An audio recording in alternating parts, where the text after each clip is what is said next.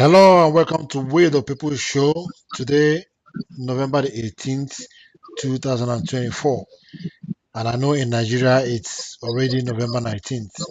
That's the time difference we have. And today we are going to be discussing with a very prominent figure in Nigeria, a respected personality in Imo State, Barrister Willie Amadi, the man they call Okwacha Kaya Batuntuntum. That's the guest we are going to be having this morning. So let me bring him on board and welcome him to the program. Hello, Chief William Amadi. Welcome to We the People Show. Thank you, Abdul, for having me.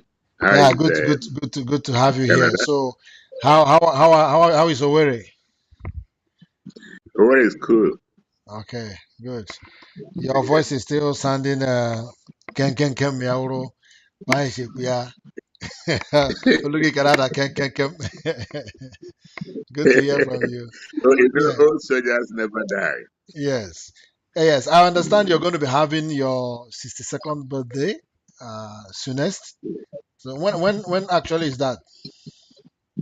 It's on Saturday, 30th of this month, November. Oh, 30th I'll of be November. 62. Oh, you waited till the last day of November. You didn't want to cross over to December. You don't like the Jesus month? I was a forerunner to the birth of Jesus Christ. As Oh, one of those last people that came out on the last day of November before we got into December. okay. So, and I told them that Jesus was coming, and he Okay, that's came. good. Probably they would have named you John instead of Willie. But it's okay. All right, so Barrister William Amadi, let's first know your background. Just give us a brief of who you are for those who don't actually know you well. Can you just give us a summary of who you are? Well, it's difficult to do that, but let me say that I was born into the Amadi family of Owerri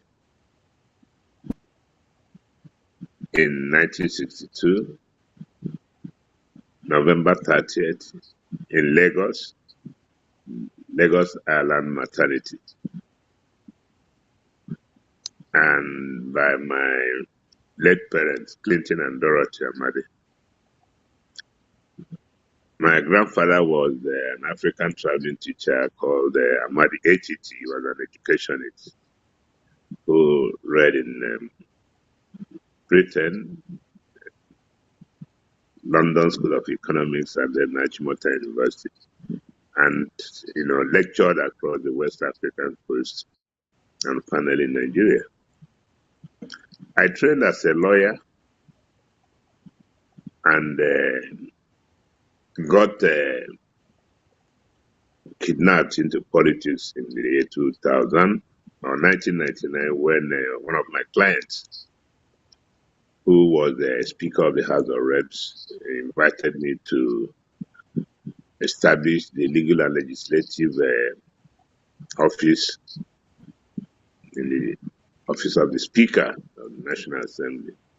And after that, came in, started playing politics. I've had several appointments and engagements. I've been Federal Commissioner, Public Complaints Commission, and I've been Chief Technical Advisor to the Government of Imo State on Environment. I've served in various capacities, and I am married with 3 children, 2 boys and a girl. They are neighbors there in Canada. Yeah, Yeah, they're enjoying the cold with and us. Yeah. yeah, I love that cold. And I am a High Chief of Owerri. The 5 traditional rulers in Owerri came together and conferred on me a chieftaincy, High Chieftaincy title of Omud of Owerri at the first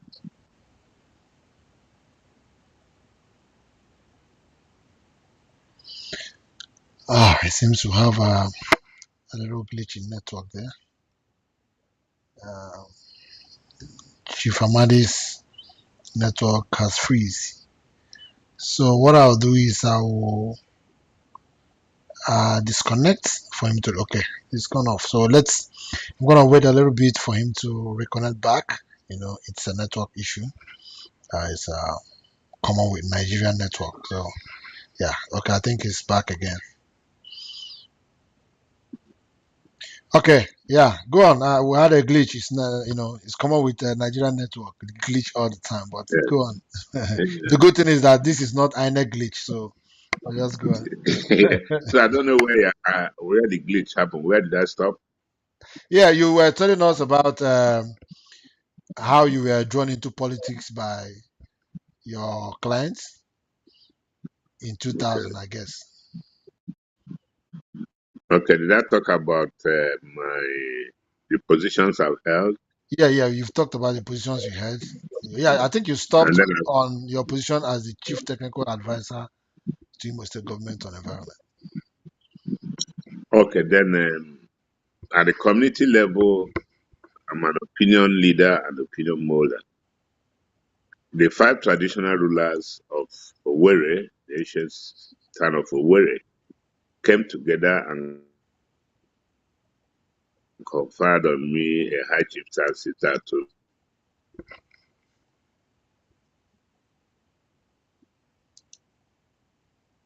Oh, we're having this glitch again.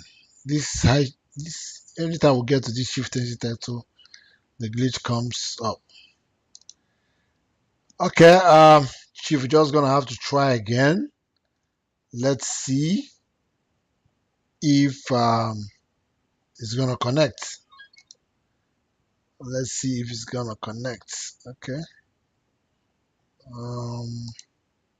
Yeah. Let's see. Okay, you're back. Okay, so I don't know. Is it the So maybe chieftaincy title? we leave about Each chieftaincy. time you want to talk about this chieftaincy title, the glitch comes in. What is wrong with the chieftaincy Yes. title? So let's leave that.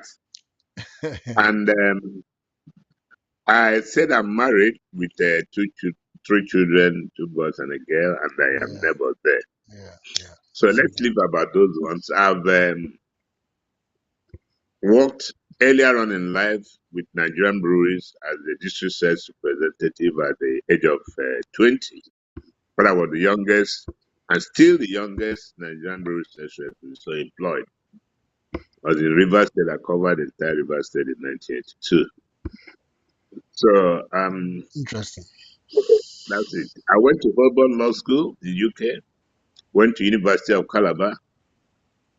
Currently, I'm a candidate of PhD law at Imo State University, and I have a course to attend a couple of months at Harvard, Okay. United States. Yeah. Interesting. Quite a sophisticated Currently, profile you have there. yeah, Yeah. currently I'm the head of chambers of Time Nominees, which is my private law firm. Okay. Having served the government in the last administration as the chief technical advisor. So that's Okay. where we are now. Okay. Okay. Chief, let me come in here. Of all the positions you've had, one sounds very, very remarkable and outstanding, which was when you were the chief technical advisor to Imo State Government on Environment, like you said, in I think 2003 to 2007 during the Kedio Hakim administration. In fact, till today, you are still reputably known as the environmental czar in Imo State. The man who I don't actually know if the clean and green initiative was yours or the governor, and then you implemented it. I don't know actually both of you who actually originated it, but nobody can take away the fact that when you head Sue, Owerri was like the most beautiful city in Imo State. Let me give you an instance. I had a friend then who came from Onitsha. You know how dirty Onitsha was. People could be anywhere. He got down from a bus in Owerri and he was pressed. He wanted to ease himself, and he looked around. The place was looking so beautiful. He told me he was confused. He didn't know how to pee because the place was looking excellently beautiful. So he had to enjoy it to look for either a hotel or whatever to go in to do that because his conscience wouldn't allow him to mess the environment he saw up. You know, so you had that excellent record at that time. And recently, this government, you were also holding the same position in the last tenure of this government. So what changed? We didn't see that touch again. We didn't see that extra beautification or extra cleanliness of Owerri again under your watch. So what changed? What happened? Well, Abdul, going to your question, the vision of clean and green was by my boss, my brother, and my friend, Ikedio Hakim. He had a vision. And when he sought to know somebody who could carry out that or implement that vision, a couple of people recommended me. One Jasper Ndubak, Honorable Jasper Ndubak, who then was representing Isialambano in the House of Assembly, Senator Cities Nassau, who is currently a senator of the Olu Senatorial District. Maybe because of my lifestyle, you know. And when he called me up and told me he wanted me to take up that employment, I told him I wouldn't disappoint him. And one thing I showed him was my manifesto in 2000 when I ran for the mayoral seat of the Owerri Municipal. My only campaign point is to clean up Owerri. And when I wrote a proposal to the governor,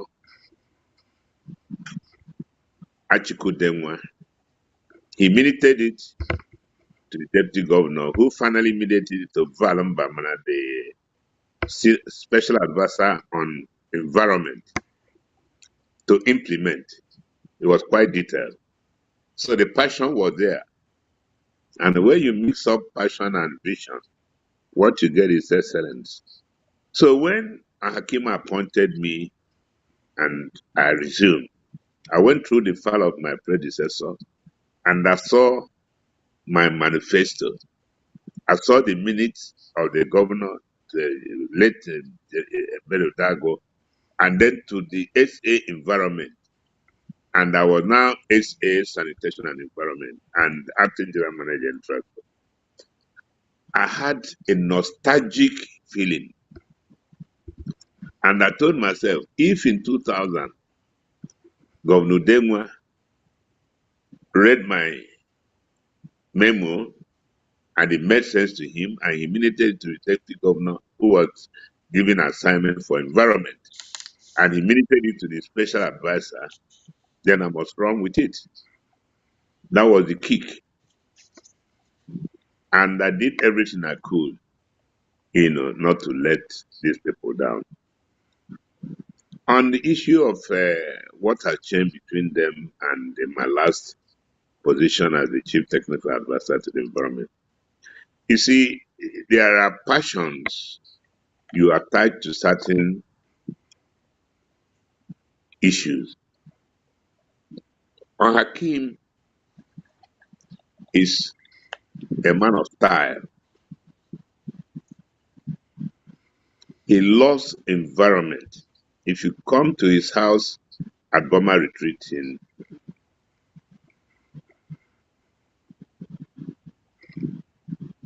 Mbano, if you go to his house, residence in Abuja, if you come to his house in Owerri, the serenity you will see there is better than the one you have in Asoro, and that stands to be contradicted. He plays with nature. He eats nature, he breathes nature. So it's difficult to see any governor who would beat Hakim in terms of environment.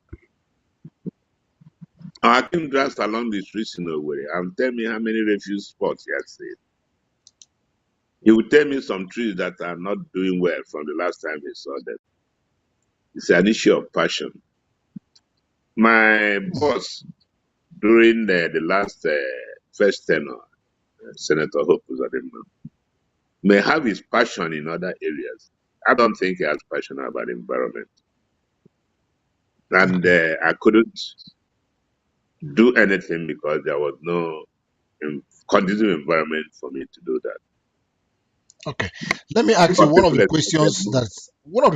that people have been begging for answers for a long time because nobody has seen who to actually ask the question. Now that I will have you here, I can throw the question to you. It's about the vehicles and the equipment you purchased when you were holding this position during Hakim. Everybody saw the vehicles, I don't know whether they are called payloaders or whatever, but there are these machines that some of them, like the ones we have here in Canada, that come and pick up the garbage bin and all of that. We saw them, well painted. In fact, the other day, one of the days I came out here, I saw um clean green. That's what they call it here also. Clean green. Mm. Same painting, same color. I just reminded me of that particular tenure when you were there with Hakim. So some of those vehicles, we saw them, you people bought them when you were in power. And then when Rochas came on board, till now, we don't see them. We didn't see them when Rochas was there. When he started newly, they were there, but then after a while, the whole thing vanished, you know. And then Senator Hope Uzodimma came on the mantra of also recovering some of those lost or some of those things people are looking for. Till this moment, we haven't seen it. Do you have an idea where they are, or did you people go with it, or did you come back to collect They, them after you they, left? they were criminally sold by the Rochas administration. I don't want to go into that. It's a sad commentary and memory about the most state. Let's not go into that. Okay. Well, maybe it's about the people. It's about people's money. It's about taxpayers' money and all that. I mean, people deserve to know, you know. Yeah, but if you don't want to go into it, we can No, leave that. Right. anytime I talk about them, I cry after. I don't want to talk about them. But that Iroma project Yeah. that took care of the 27 local government machines were bought, payloaders, tippers, graders, forklifts, everything, brand new by Hakim. But they just vanished. But I'm happy. It's whatever seed you sow, you are going to reap it. I'm sure. That administration is seeing a shadow of themselves. They're working like thieves in Imo State. With all the money they have, they don't find peace and happiness.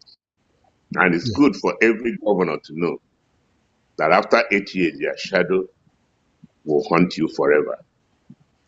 Yes, Chief. Let me project a bit from this narrative. Let me project a bit on it because, like you said, some people are saying that this is the bane of our failure as a nation. Failure to hold people are accountable, people that head offices accountable for their actions while in office and all that. And if we continue to surrender to this defeatist attitude of saying, let them just go, leave them this, I mean, isn't it reason why we are still having the situation we are having today? People are thinking, are we not supposed to develop some biting teeth to be able to, hold these people like some other countries are doing? Like in China, you couldn't have done this in China and, I mean, get away with it. Even as liberal as Canada is or the United States, you can't do this and get away with it. The system will always catch up with you, and you'll be meant to, either pay for it or suffer for it. In Nigeria, government after government, official after official, they will come in, steal their bits, do their bits, they will leave, and then when we talk about it, they will say, people will just complain for a while and then everybody goes home. Nobody talks about it again. For instance, in Imo State, we all know what happened during the Rochas Okorocha administration. It was like there was kind of madness unleashed in Imo State. And then all of a sudden, nobody's talking about it again. Now we have Senator Hope Uzodinma in his own government. People are also complaining. And after a while, nobody remembers. I mean, is this how we keep moving on? And we keep, it becomes like a circus, an evil circus or whatever. I mean, shouldn't we have a change? I mean, there's no different approach to it. Well, Abdul, the problem we have in Nigeria as an entity, a geographical entity, not a nation, you have the problem of ethnicity, you have the problem of religion, and this has been the greatest problem we have in Nigeria. If a Muslim is in power and from an ethnic conclave in the north and decide to steal this country dry, they will empower all the northerners, all the Muslim northerners, and he will handpick some fools in the south and make them rich overnight. And you cannot complain or demonstrate or protest. As soon as you start that, the coloration will come in because it's an Hausa man, because he's a Muslim. The same thing with the Christian community or the southern geographical entity. If a southerner is in power, even though he might not have the guts like the northern to take certain decisions like Jonathan, to empower his people like Buhari did, if anything comes up, the southerners, the Christians will complain. So there cannot be unity of purpose. The country cannot come together and say enough is enough. And this has taken a cycle. And people have been so impoverished that they are so weak to demonstrate. I can tell you 100 demonstrations will not make any impact. Can only last for 2-3 days. And that will be the end of it. And 30 or 40% of those who are demonstrating in view of settlement. Once government dangles and carrot, they start to justify why they should disembark. So we are in a catch-22 situation. But something will give way sometime, someday. It's not going to be like this forever. And until then, let's keep watching and praying. Okay, well, if you say we keep watching and praying, well, let's. But for me, I don't believe in. We have so much. Nigeria is about the country. After Afghanistan, we are the next country that prays more than any other country. And yet prayer has not been able to lead us out of the woods. Instead, it's getting worse and worse every day. So I don't actually know if our prayer is getting to God, or if there are some princes of Persia on the skies of Nigeria, making sure that the prayers in Nigeria doesn't get to God. But let me come down to your hometown. There are so many things we're going to discuss today, so I plead with you that you wouldn't be in a hurry, and then you allow us, because there are so many things we need to talk about. I want to come Now, down. Abdul, I've had my breakfast this morning about Oh, 2:30, and I'll have my shower. So I'm oh, in midday. okay, So okay, we're good to go. okay. That's good. All right. So let me come down to your own clan in Owerri. Your own clan in Owerri. Sometime recently, there was this um, post that went viral by your cousin or your brother who is the APC chairman in Imo State, McDonald. McDonald, I've forgotten the surname, but McDonald, yeah. So, and he did accuse you of undermining him, or not wanting him to grow up, or not wanting anybody from your clan to grow up, for only you to remain the big Iroko in the clan. And then, so, and was mocking you and said a lot of unpleasant things. So, I didn't see any response from you on that post, or if you did, maybe it didn't come across to me. But what actually is the issue? What actually is the matter between you and McDonald, the APC chairman in Imo State? Honestly, Abdul, before they got Asaf, I have not seen that video, and nobody has brought Yeah, it to my it attention. wasn't a video. It was a post. Yeah, it was a write-up, a post. Yeah, not a video. I've not really read it, and nobody has brought it to my attention. Okay. Honestly, before God and man. But is there any But let issue me say, between the both of you? no, let me say, based on what you have just said, McDonald is a little boy from my town. It's about getting to 50 or about 50 years. And in 2008, I was on a flight, a private jet with the governor, the chairman, Imo State Council of Traditional Religions, Ilomania, and Louis Aguirre was the commissioner. We were visiting the Sultan of Sokoto and Wamako, the governor of Sokoto. And while in the air, the governor asked my opinion about who would be the TC chairman, Transition Committee chairman for Warren Municipal. And I told him McDonald Ebere. He said, McDonald? I said, yes. Okay. Are you okay with him? I said, yes. At that time I gave that name, I barely knew him for more than 6 months. I come from a relatively unknown family in Owerri, and I had to take that decision because the current governor, President Senator Hope Uzodimma, had appealed to me to allow him run for the House of Assembly member for 2007. Then I was the first ever vice chairman of PDP in Imo State and in charge of chairman Owerri Senatorial District. I had a lot of influence on those who emerged as candidates in Owerri Zone.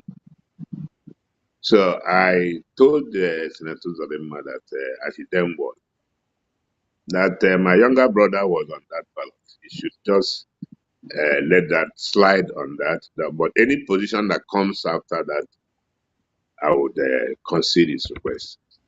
And I keep to my promise. So when I was confronted with that question in the air, I effortlessly said Madonna. And the governor took him. When we arrived at Abuja in the evening, I called Senator Uzodimma and told him that I've submitted Madonna's name to the governor and the announcement might likely be next week. And he was very happy.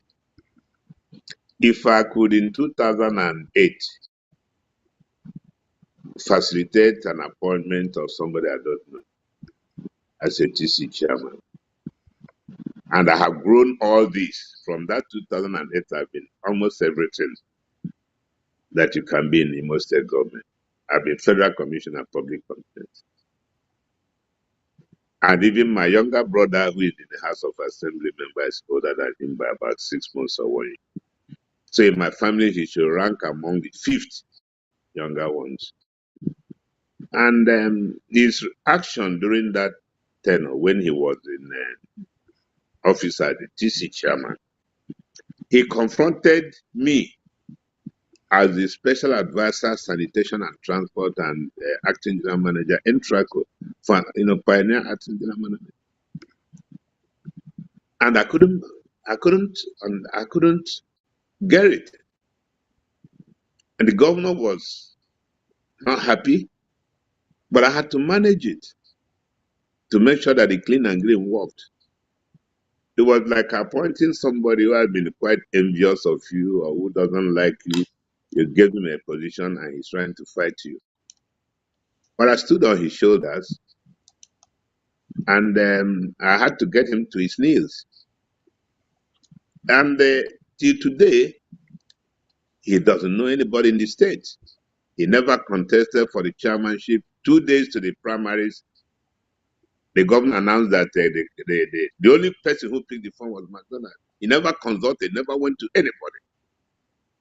That was a consensus chairmanship candidate. Consensus by what? They're little rats. So I can't, talk about McDonald because over the years I've seen him to be, he's an intelligent young man, but very, very arrogant and self-opinionated and very vindictive. I thought that the question you were asking me was what happened between him and his private secretary, who is from their, kindred, who said she wanted to run for the councillorship of that ward. And he asked her to resign first as the secretary and then made sure that she didn't get the ticket. The girl had been, the media, social media has been awash with all sorts of stories, very indicting stories, bordering on health, bordering on homosexuality, bordering on all sorts of things.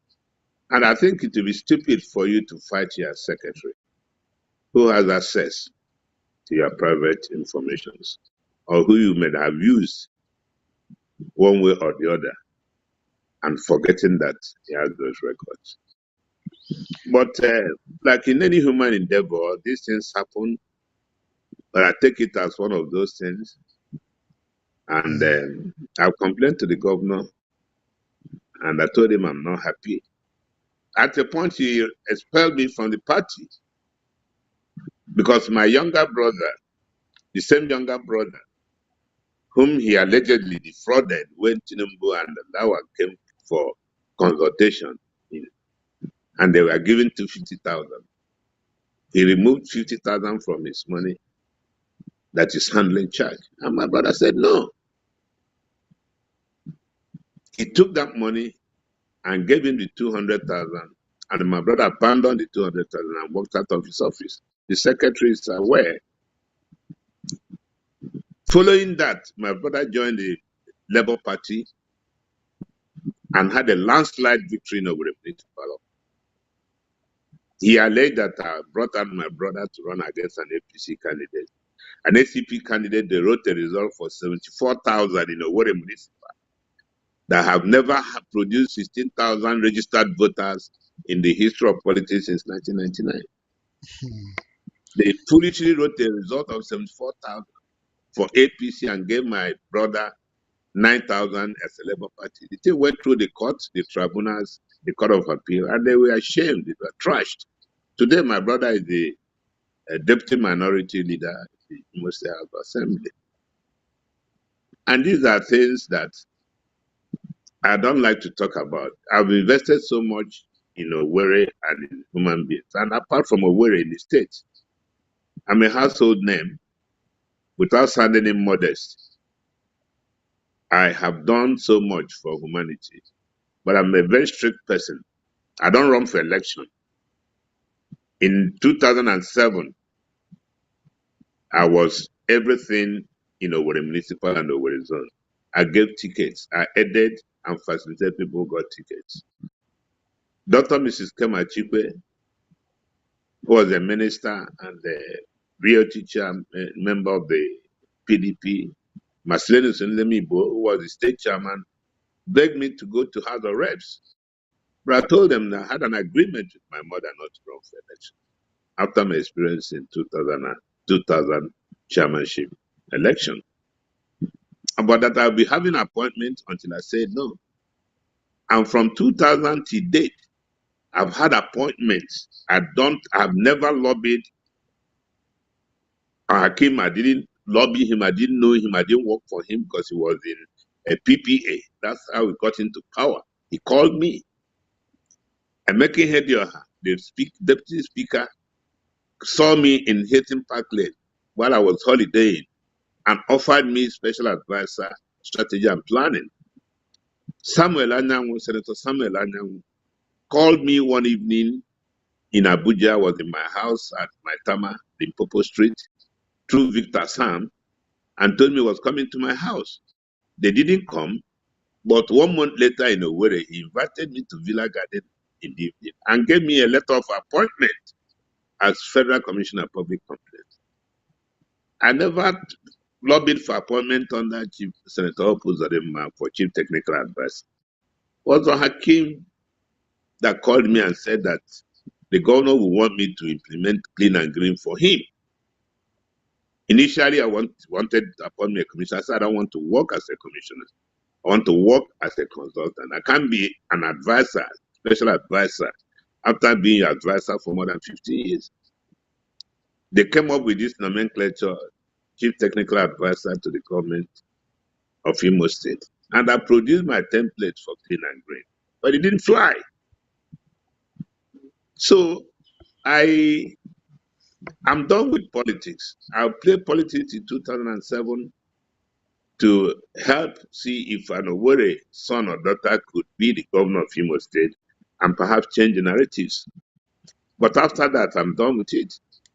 Because on personal development, I plan to go to the university. Chief, let me come in there. That is the next area I want us to go into now, about the Charter of Equity in Imo State. But before we get to that, first I want to say that the language you used to describe McDonald as a small rat is not a language we really accept in the program. Well, I'm sorry about that. Yeah, I'm sorry about that. Yeah. Okay. That's why I don't want to talk about it. Yeah. So moving ahead,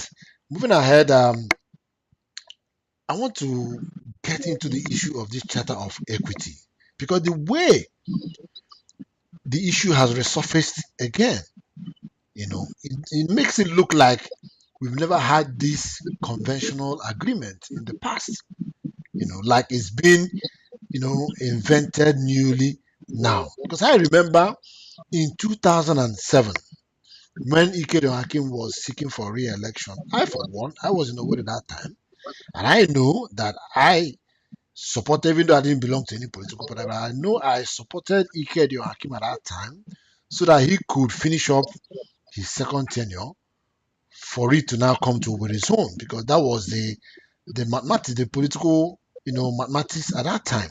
But things went the way it went. Rochas came from Olo and did another 8 years.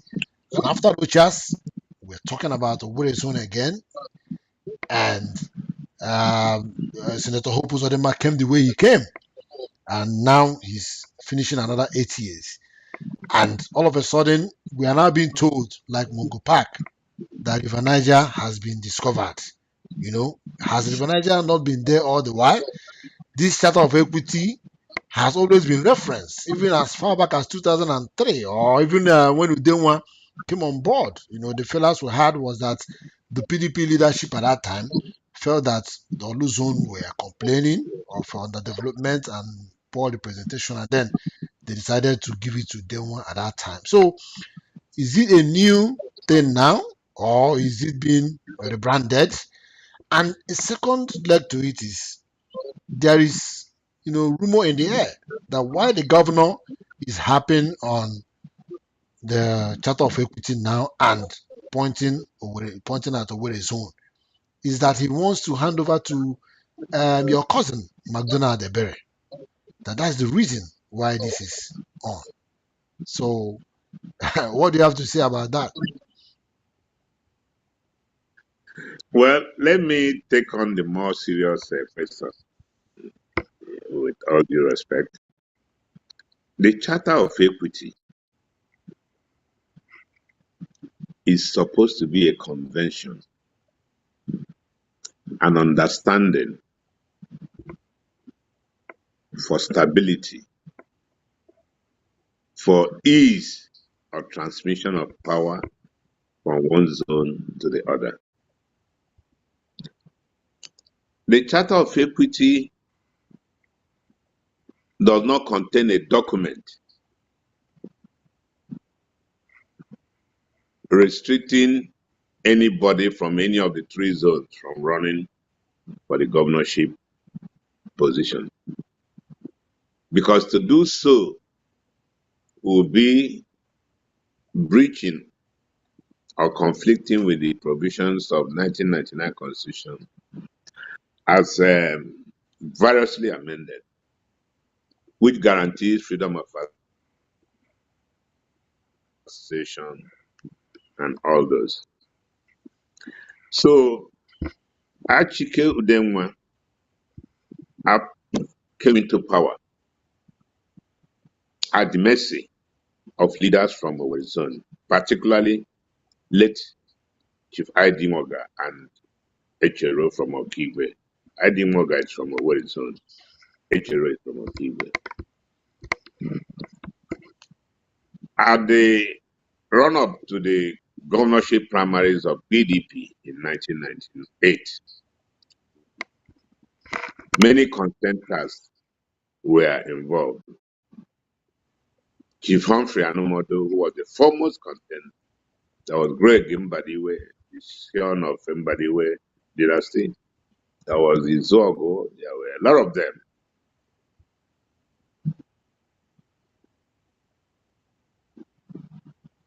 But the Owerri and Okigwe leaders, in their wisdom, looked at the geographical development of the state and believed that Orlu had been quite undeveloped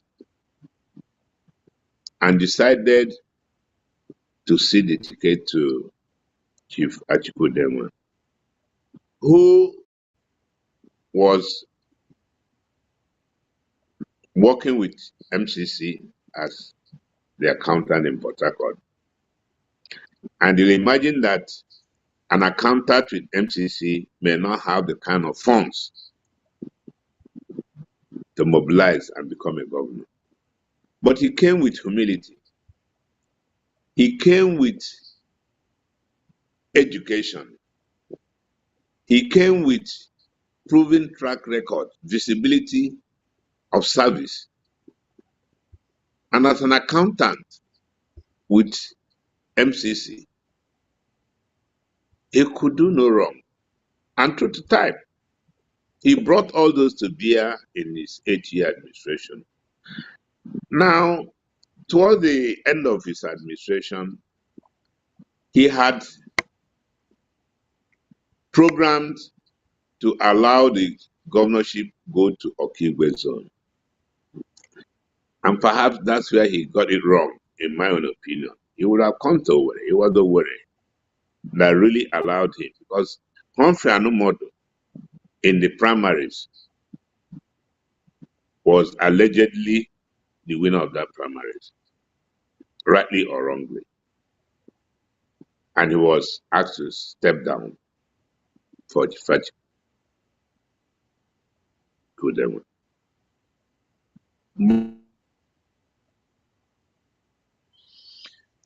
Wow. Unfortunately, it seems it's freezed again. So we'll have to let Pastor Bully to reconnect again. You know, the account is quite interesting. So let him reconnect again and we'll be able to start off. Continue from where he stopped. Hello, okay. Good, you're back. So yeah, Yeah. you have to continue from where you stopped, yeah. So, yeah. Achike wanted Honorable Ike Ibe, a fine gentleman, was the son of a judge, and his father was an upright judge, Justice Ibe. For one reason or the other, he didn't make it. His deputy, Engineer Beru Dago, was not favored. And in between these consideration and permutation, there was a problem between the governor and some stakeholders in PDP.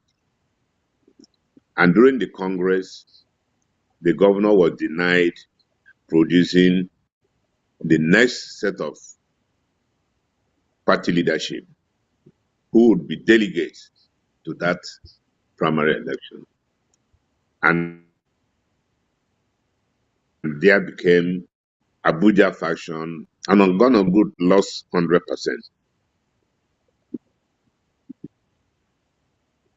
And while the primaries went on, the primaries was one of the fiercest primaries in the politics of Imo State. I was the first state vice chairman. I was chairman of West Senatorial District of PDP. All pioneers in Imo State ran for that primaries. Oren Drog, Festus Odimegu, Hope Uzodimma, Ararume, Kema Chikwe, Engineer Ogo. You can go on and on. On the other party area, Chief Martin Abaso, Ochudo, a lot of them. At the end of the day, the primaries could not produce a candidate. Ogo was eventually chosen. Ararume went to court, up to the Supreme Court, and the Supreme Court declared him the winner of that primaries, having come first, and Hope Uzodimma came second in that primaries. Kema Chikwe was on that primaries. As a woman, she came fifth, surprisingly.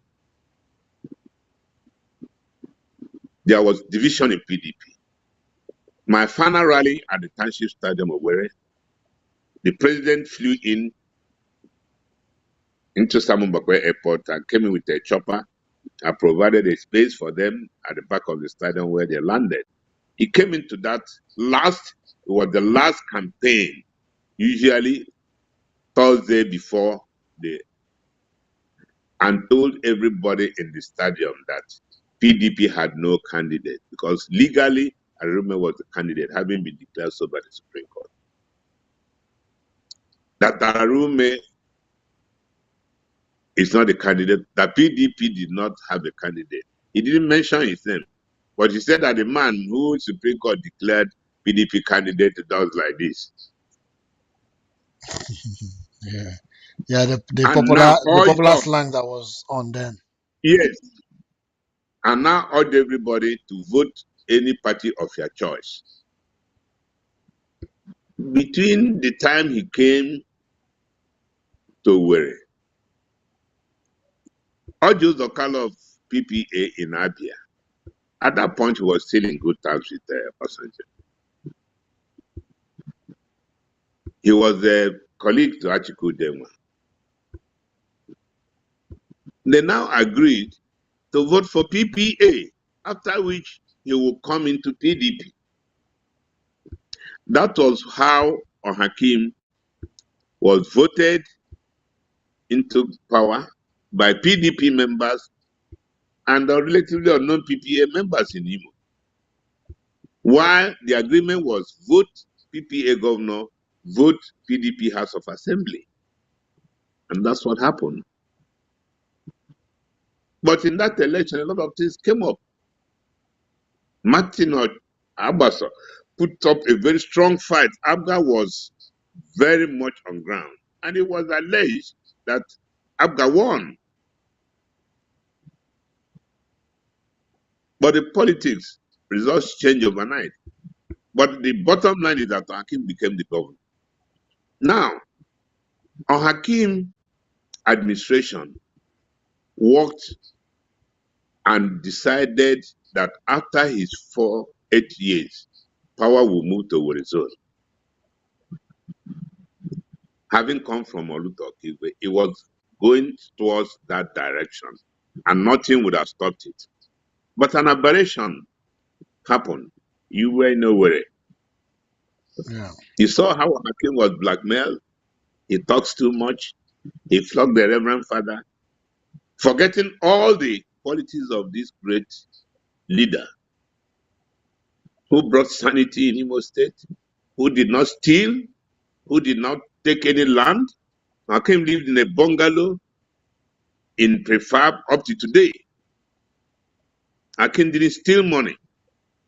I worked under him. I did not build any house. I did not buy any land. I survived with the rent from a property in the UK and my personal this as a lawyer. And I worked tirelessly for this state. Somebody came and hypnotized the entire state, became a magician, and left everybody crying after 8 years. Now, Hope came in and decided that power must go to Wilson. After the Imo Council of Elders, I'm a member of the Imo Council of Elders, perhaps one of the youngest elders at Institute, and said that he wants a stability for succession and equity. That out of 28 years of democratic governance since 1999, Orlo has governed the state for 24 years. Okigwe, 4 years, full tenure. The slightest we neared that government house was the Meki Hedia for 7 months. The elders of Imo State decided that the Charter of Equity should be reactivated. And if you ask me, for any charter to work, an incumbent governor must support it. And that is why the Elders Council presented the charter to the governor in ESCO chambers. The governor received the report, adopted it, and ran with the ball. We got stakeholders, critical stakeholders, the clergy, the traditional institutions, the political parties. There was an interdenominational service at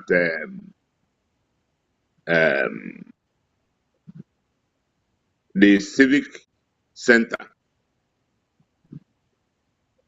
where the charter was handed over to God. It was Prelate Uche that presided. The Archbishop of the Anglican community and the Catholic community subscribed to it, Lucius Ugoji,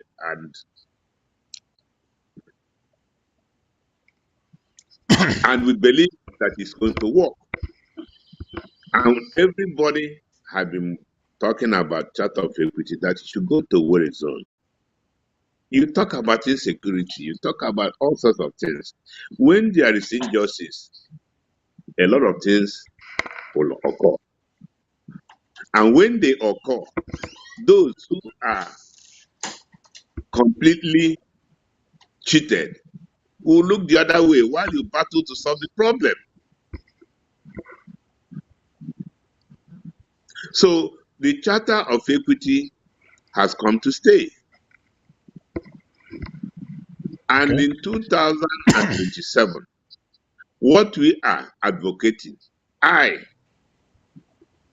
in Imo Harmony Project, which is the platform Owerri has raised to actualize this project. The Imo Harmony Project is chaired by Captain Emmanuel Ihemete, Minister of Interior, a fine gentleman who has gathered Imo sons and daughters from all the political parties in Imo, from all the local governments in Imo. We are creating templates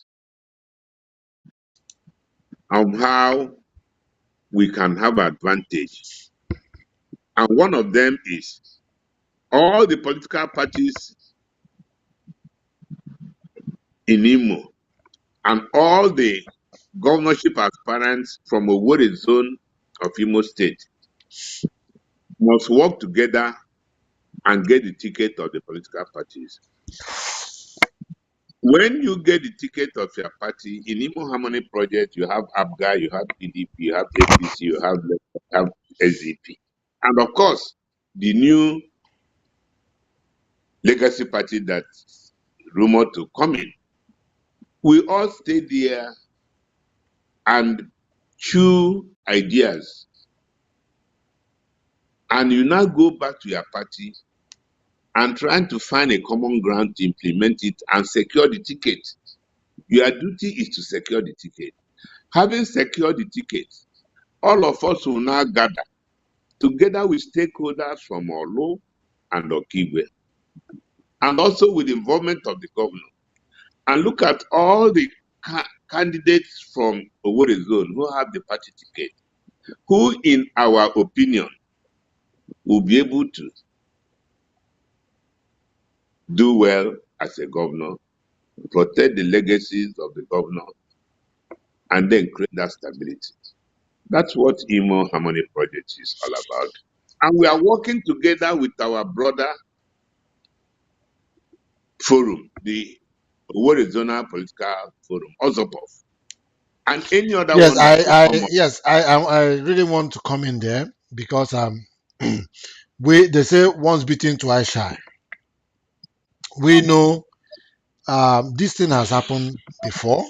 In 2000 and I don't know if it's 2007. Yes, I think 2007. It was Osopov. No, is it 2007 or 2015? I'm not so sure, but sometime Osopov, you know, actually mobilized over his own. The first kind of mobilization that was very formidable in the zone. Everybody, got rallied by Osopov, led by Chief Charles Amadi, and his secretary was Barrister Kingsley Ononuju. And I followed events at that time. Osopov was like a roll call of who is who in Owerri zone. People came out genuinely committed to the cause. Not until very close to that election, the two leadership of Osopov. I, for a person, was a witness at the government house hall, not the auditorium. There was a hall built by Rochas then, where he assembled all the support groups. And to my greatest surprise and disappointment, I saw Chief Charles Amadi and Barrister Kingsley Ononuju step into that hall in where Rochas was waiting for them, because it's like he was already aware they were coming. And immediately they came in, he made a reference to Kingsley Ononuju and said, "This is the Kofi Annan of Osopov." He was so excited, he was shouting, he was jumping up and saying, "Look at Osopov, see Osopov, Osopov is here, Osopov has come." Everybody in the hall erupted into jubilation. It was like, I felt, for us who were from Owerri zone, we felt so betrayed by that singular act. When we came out, so many of us, we felt ashamed, we felt let down by this leadership.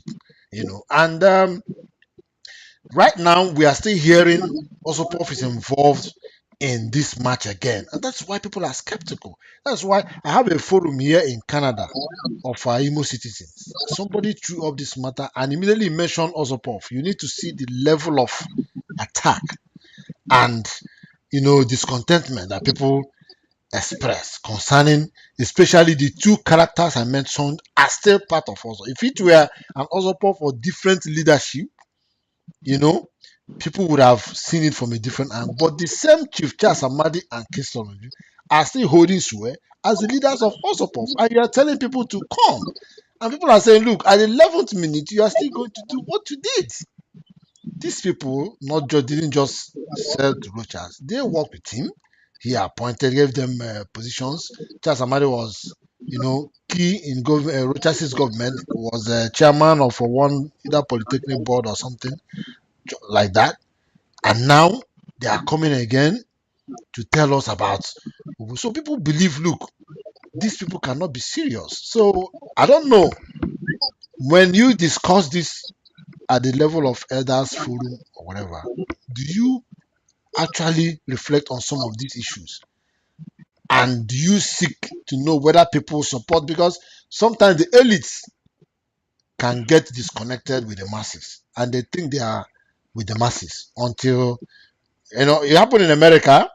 The Democratic Party, all the polls were showing they were leading until the die was cast, and you saw that the people were disconnected from all of that. So, are you taking Redneck.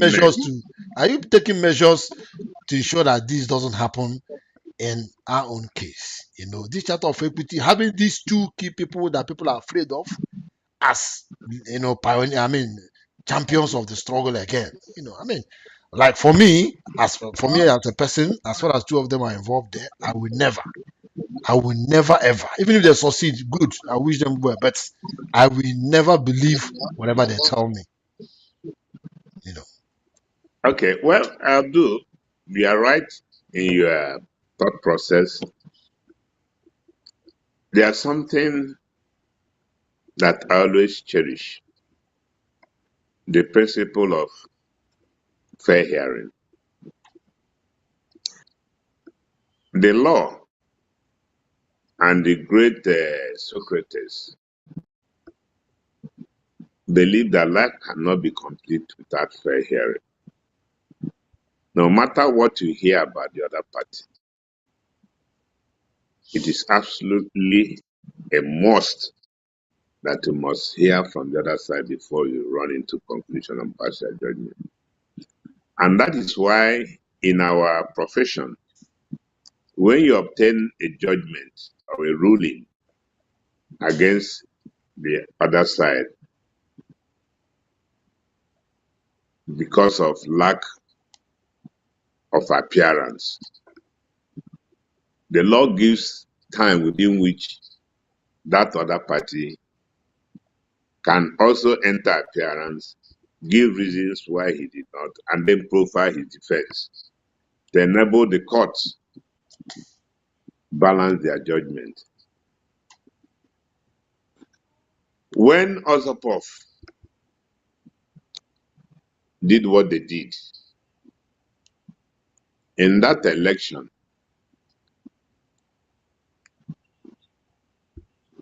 I called Charles. We are very friendly with each other. At least he bears my surname too, so we can pass on as brother.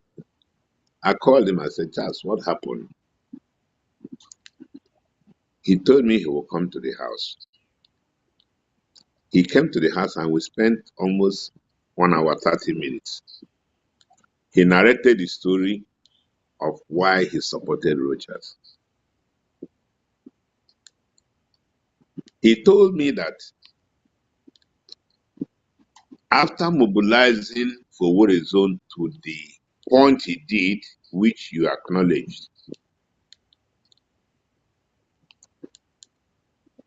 Chief Tony Chukwu came to him and told him he would like Osipov and the campaign structure of Emeka Ihedioha to now work together. He conveyed the message to the leadership of Osipov in their meeting and they agreed. They scheduled for a meeting in Abuja. He attended the meeting in Tony Chukwu's office.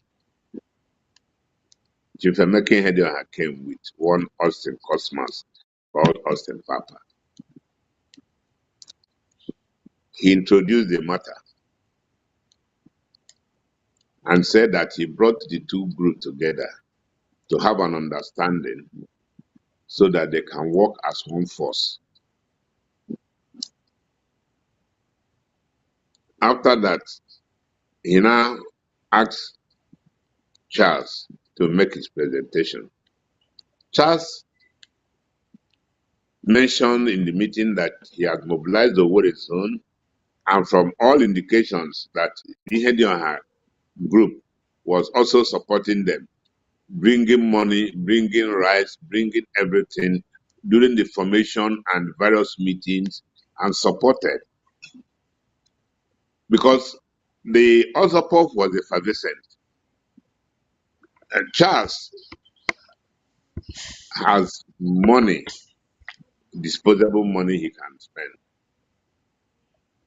cash, and took that Ozapov to a height. So after presenting his case, I said that whatever Chief Tony Chukwu has said represents their original mission. Anything that can make an Owerri son or daughter become governor, they are in for it. So when he sat down, that Chief Tony Chukwu asked Right Honorable Emeka Ihedioha had to respond. He nominated Cosmas to respond. Cosmas told the meeting that, well, that is a very beautiful idea, good, move, but that unfortunately they want to tell him that the soup is done. That is the governorships with imparables, like the deed is done, that they've won by their own permutation. That if he works with them and be loyal, that when they bring down the pot of the soup, they'll put small for him to lick. And that he could not understand what he was saying. That Tony Chukwu himself was taken aback and said, Emeka, I don't understand what the man is saying. Then Emeka told him that that's the decision. And that was how the meeting ended. This was Charles' narration to me. Now, Tony Chukwu was very angry, visibly angry. And after he told me this story, I had an encounter with Tony at the Protea Hotel. And I threw this narrative to him. He confirmed and said, yes, it's true. It's unfortunate that sometimes you might think that you have conquered, not knowing that, the unforeseen circumstances and the journey may delay or prevent your conquering. But that is history. So when I read in the newspaper a couple of months ago, when Charles also explained what I've said on the paper and social media, I said, well, if somebody wanted to come in and help and you didn't, and the way and manner you turned down his request, of course, will impugn on his ego and pride. It was So that did you take just to balance the story, like you said, that people have a right to be heard.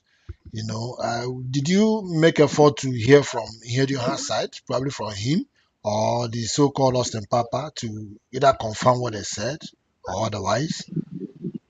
No, And then assuming that their account is correct, is he also right to throw away the baby with the bathwater? Considering what we are the issue at hand. Was it all about making a deal, or was it about a winning zone? Where was his loyalty? Was his loyalty about his self-recognition, or with a zone, or in Ihedioha? Would he have? I mean, should he have thrown away the baby with the bathwater at that moment? Well, that's correct. You see, when I asked Tony, this issue was nothing to me. It was nothing to me when it happened. Talking about Charles and everything. But when I called him, because it was just on the front burner, and that was I called him, and he said that. So when I saw Tony 2 weeks after and asked him, and he concurred, I said, well, this is gone, it's gone. Let's just forget about it. I was still waiting for an opportunity anytime I saw Emeka to ask him, this is what I have, but it was no longer germane. It was no longer a discussion. Yeah, but you see, it's still germane now, because it's for you now at your class, it doesn't matter. Yes. But to the people you want to key in into what you are doing, it matters. You see, so Yes. that's why this issue has to be properly cleared. And secondly, procedurally, if the leadership of Osopov felt slighted and they wanted to take an action, considering that they are leading people, are they not supposed to have conveyed what happened to the people and at least inform the people, even if they don't want approval of the people, inform them that look at what has happened, probably hold a press conference or issue a statement and say this is the development so far, based on this, based on this, based on this is what's going to happen. People were kept on the dark, nobody knew. The next thing, they just appeared at or something we may consider as an adversary, forum, looking like they're Okay, selling off Abdul, let me, the group. I've not finished my narratives. Okay. I had only taken two people, and I did not tell you my reply to Charles when he said that. Okay. And what I told Charles, I said, granted that what you told me is correct. And I also mentioned it to Tony Chuk. I said, granted that what happened there was correct, was your personal ego big enough for you to sink entire result with the support to Rochas? Were there no leaders in our zone you could further go to and say, this is what I'm bringing to the table for us to get this governorship seat? And this is this problem I'm having. I say, Charles, Emeka, we are close. Politics apart. Did you mention this to me? You didn't.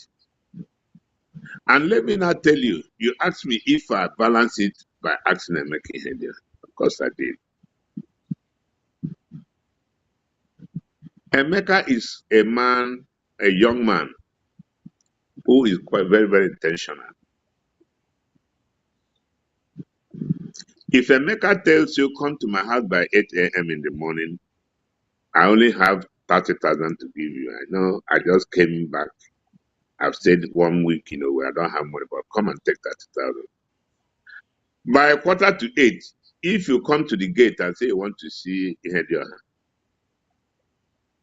they will hand over an envelope to you, 30,000, and say, but if you want to see him, you wait because he has not woken up. Emeka has quick temper. He has a short fuse. But anything you decide and agree with Emeka can go home and sleep. Emeka had intelligence that there was double dealing between his group and Rocha's group, either directly from Charles or from his agents, trying to abide events and see whichever group will be stronger in the election and yield support at the last minute. But I told him he did not manage it very well. If you had that intelligence, you would have sucked in Osopov and caged them with intelligence and confronted them after, when they have been sunk into your campaign organization, and then confront them with evidence of double dealing and put them on the defense. And by the time you know it, the election has come and you get it. But somehow it went that way. But at the end of the day, Emeka still became governor, even if it's for 1 month. And these issues are issues to be revisited. You had your campaign council, his people saw what Charles wrote. It is their duty to tell their own side of the story. I don't speak to any of them. I have personal relationship with them, but I speak truth to power. But since I believe that it is never too late to correct a mistake, and with what Osopov did in the past, I don't think they will repeat it now, because they are working to clear their name. And I believe that we should take that good side and add to what Imo Harmony Project is doing. And other groups of similar minds, ambition, who may come up countdown to 2027. And then see what if Emeka Ihedioha emerges as a candidate of our zone for this election, will these persons in Ozopov, have the confidence to support him and to work with him? in politics, things change every second. If there is a convergence in Imo Harmony Project, Ozopov, and any other group that may come up, and at the end of the day, all the candidates from Owerri Zone who have tickets from other political parties come together, and the governor, or Kigbe leaders, or Lu leaders, Owerri leaders decide to support one candidate, Ozopov will shoot itself on the foot if they disagree, because they'll be so irrelevant in the context of that global division. So that issue doesn't even arise. But I believe that those issues will be streamlined. We will talk over it. Those things have come and gone. Emeka lost, became governor. Charles is still doing well. We're all brothers and sisters. And if we are honest that we want to make sure that the Owerri Zone takes its rightful place, we should I put don't know those if you're things aware that we have a second episode of this same incident that happened. it will know. I'm coming. We had a second episode of this incident that happened in 2000 and was it 2019 election, if I'm right, because we also had Owerri political. I don't know what the name was that was championed by Chief Sam Obaji, and so many other professors from Owerri Zone, the academia, and other prominent persons. They championed the cause when they did the Ebu declaration and all of that. Yes, and then I remember also when they had a summit, the political summit, which they had at one hotel in Owerri. I can't remember the name of that hotel, but it was in Owerri, which was also prominently attended. In fact, they had Mefe. yeah, they had no, not Befe. It's a new hotel in Owerri. I don't know the name, whether it's Oxygen or something. But before then, they also had a rally at Is it Kanu the Wankwo. Immaculate Hotel? No, not Immaculate. They first had the first rally at Wankwo Kanu Sports Complex, and after that, at Wankwo Kanu Sports Complex, Chief Pascal Dozier made a very inspiring statement there. Which everybody used as a watchword. And then they also had another summit, one of the new hotels, where I can't remember the name anyway. But then, which was the Daily Stan, okay, also made some serious statements about the Owerri Zone. But when what happened, when the Supreme Court did what they did, everybody was surprised that the very man who organized that summit, the political summit, because they had a committee that organized it, the very professor who organized that summit, I saw him personally sharing the program of the summit, or coordinating and organizing affairs in the hall, Professor Placid Njoko, eventually emerged as the running mate of Senator Hope Uzodinma during the election, not even before the Supreme Court, when the election was about to take place, when parties were being aligned, we saw the man abandon the same Owerri Zone course he was championing, which he was the secretary, and then became the running mate of Senator Hope Uzodinma. So all these are making people to think, look, these things are recording. I know it was the guarantee that at the end, at the very end, very close to the end of the tunnel, you're not going to see one of the key players, just like it has happened twice, budging out to betray the zone again. Because that of Professor Placid Njoko was also a surprise to everybody. Let me ask you one question.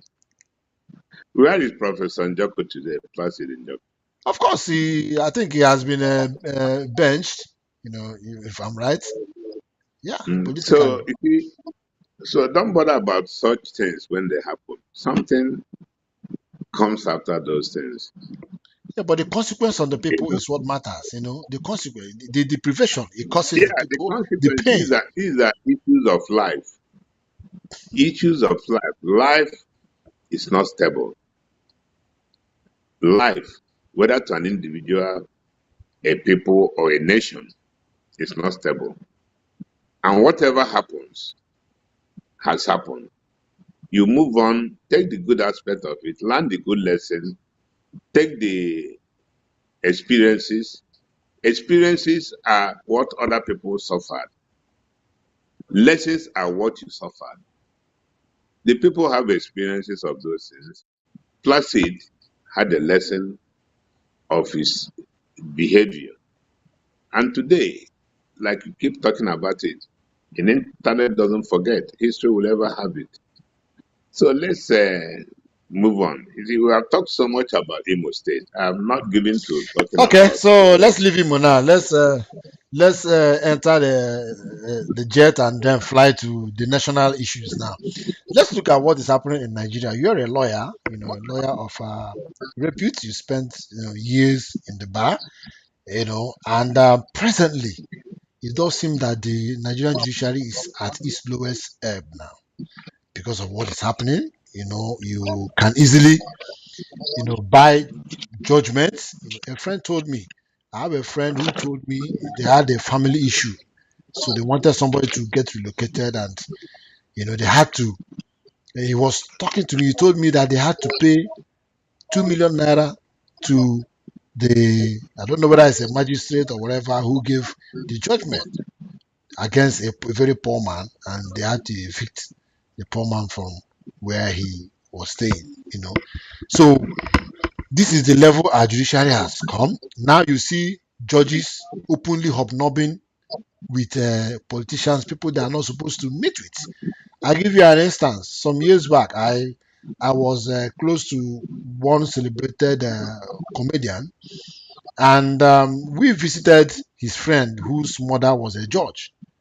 In fact, I will give you the name because she has retired now, so there's no point hiding it. The mother was Justice Ukoha, and the son was a member of the House of Assembly. Was very close to the comedian. And when we visited, the comedian wanted to go and say hi to the mom, you know, and the friend went and told the mom, and the woman rejected. She said no, that she can't see him, that she, extend her greetings to him, but that she can't see him, you know. So when we asked why, so one lawyer there told us that that is how judges conduct themselves. That she knows that maybe eventually cases concerning them, because she knows they are going to contest election, that maybe one day their cases might actually come to her table. So that is how judges behave, the way they are supposed to behave. But today we see the likes of Justice Chomi Heme celebrating her birthday, and it becomes like a roll call of all politicians. There's no politician you didn't see there, both in the ruling party and the opposition party. They were rushing to be acknowledged. You see Justice Binta, I mean, Justice, the one that the husband is a senator, is it Katachu or whatever, who openly told us in the Senate chambers how the wife was helping his friends to win their elections openly, until today, no heads has rolled. So what do you make of it before we now come to the sledgehammer or the hammer? I don't know whether it is a hammer that has fallen on the chief judge of Imo State and a few other judges. We don't even know whether that one is a real hammer, because people are still doubtful of that action, because they are saying you don't just when you just suspend, and then what happens? I mean, what of the salary she has been taking all this while? What of the decisions she has been taking all this while? What happens to it? Shouldn't there be a punitive measure or consequence attached to it? So, generally, in all this, what is your take as a lawyer? How do you feel as a lawyer? Because we know lawyers hold their heads high, but the way it's going now, are you still proud of this profession, especially the judges? Well, Abdul, there was a country. The country I saw as a young man, probably about 10 to 15 years. My auntie, my father's younger sister, Chief Mrs. Evelyn Olusegun Obasanjo, she was the chief magistrate, one in Owerri. Okay. Okay. So you're actually an And in-law to the former president. that's right. So she used to come to the family compound with a policeman with a small rifle, well dressed. She will come down from her car and walk up straight to my grandfather's sitting room upstairs. Nobody talk to her. Nobody. Even the family members adored her. And she was very upright and fearless. The day my father mentioned to her that one of his friends' brother had an issue in her court and that the matter will be coming up the next day, what she told my grandfather is still in my brain up to tomorrow, and I won't say it. And when the matter was called up, she repeated what transpired between the accused person and my grandfather. And the man who interceded between this accused person and my grandfather was in court. She called him out and asked him to kneel down. An engineer who was a UK citizen. He knelt down in the court throughout the proceedings and warned him that if not for one thing, he would have committed him to contempt. That was the picture of the judiciary. At that time, you will never see any judge of a high court, court of appeal. You will never see them anywhere, in any party, in any gathering, in anything, except on Sundays in church. And as soon as the church ends, fiam inside their car and they're gone. For chief judges of the state, they are like gods. God, though, you see a chief judge of a state is a god. Then Supreme Court, where will you see Supreme Court judge? Then it was done in Lagos. Where will you see him? How can you see him? How do you attempt to see him? These are the people who held the justice of any case or any matter before them. These are the people who are the last bus stop for both the common man, the rich man, and anything called human being.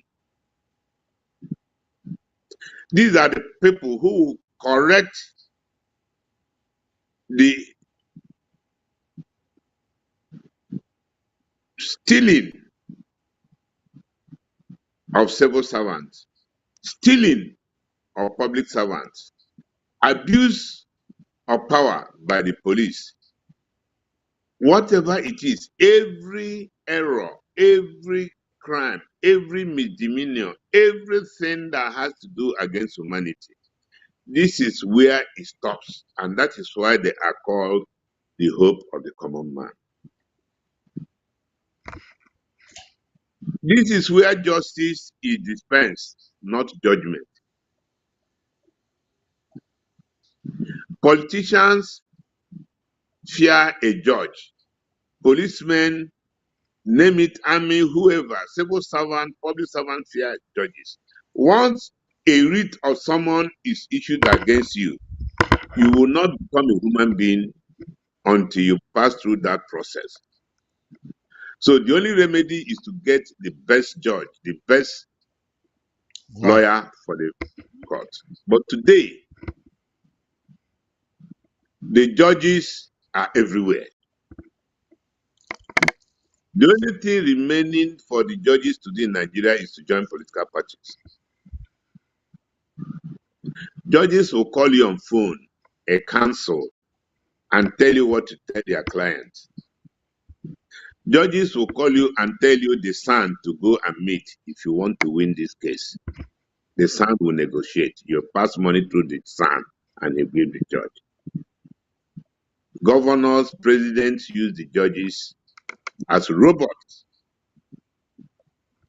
That you see a full-fledged human being who says he's a judge, who went through the law school, will consider the defection of 27 members of Rivers State House of Assembly as a pre-election matter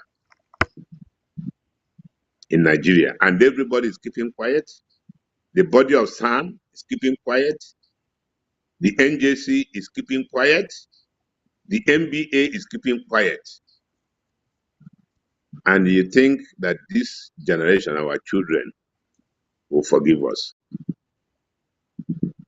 I think that politicians, including me, who are 50 years and above in this country, should be slaughtered and prepared to die after this interview. Should be slaughtered. Chief, we take exception to No, to that. Like yes, what happened in Rawlings. Yes. All criminal people who have taken the world, the country for a ride in Nigeria should go so that there be a new order. Yes, but we don't advocate. We don't advocate for violence. We don't advocate for. It happened in Ghana. But this is not Ghana. We're in a different. No, so every society must have its own. Every society must have its own way of handling issues. In other developed countries, we have no longer a society. Yeah, in other developed countries, we have people held accountable, and they have their methods of doing that. My battery. Okay. I have only 7% of my battery to go. Okay. On this note, I want to thank you. On the issue of the chief judge of Imo State, let me address that one. On the chief judge of Imo State. Okay, conclude on that. The chief judge was discharged for falsification of birth certificates from 1956 and 1958. The NJC, in their wisdom, recommended that she should refund all the salaries she has earned within this period. She acted illegally. That is the position. So the only punitive measure they have is for her to refund the salaries, no prosecution, and is that how it works? That the NJC cannot prosecute. You as an interested party, you are from Imo State, you are sitting on Imo State, you can institute an action against her. Okay. I'm sure the civil society is listening. So, okay, Chief William Amadi, I want to thank you especially for this time you spent with us. There are so many to talk, and our discussion with you will, it will be a continuous thing. It's not going to end with this one. Continuously, we are going to be engaging you to have your view and your take on issues. A lot of issues. You have actually given some good perspective and understanding to some of the issues and some of the questions that have been begging for answers concerning our state and the nation. I want to thank you once again for being part of the program. Thank you. Also, can you give us just your parting word? Well, it is never too late to correct a mistake. It's either we correct a mistake now or the mistake will correct us in Nigeria and Imo State. Okay. Thank you. So your birthday, where are we going to have? I'm not going to be there, but at least people are going to watch this. they should be able to have a direction of where to come. And what arrangements are you having? Is there going to be a celebration? Or I Yeah, mean, I will have 62 persons to mark my 62nd birthday. only 62. 62 persons, My God. I mean, 62, yeah, 62 people who have a history with me and my family and who have influenced my life one way or the other. It was a takeaway from the birthday party of Chief Leo Staneke's wife, Chioma, this year in Surrey in London, and I found the level of conviviality and the happiness that radiated throughout the 2 days celebration.